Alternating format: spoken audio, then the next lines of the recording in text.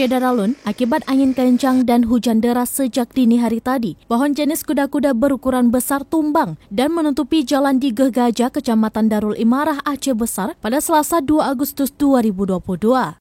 Kalaksa Badan Penanggulangan Bencana Daerah atau BPBD Ridwan Jamil mengatakan informasi adanya pohon tumbang tersebut diterima sekitar pukul 9:57 waktu Indonesia bagian Barat.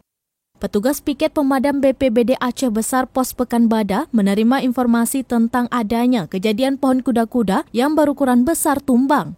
Pohon itu tumbang dan membentang di atas badan jalan penghubung antar desa di kawasan Gegajah. Kejadian pohon tumbang akibat faktor cuaca hujan yang disertai angin kencang yang melanda sebagian besar wilayah Aceh Besar.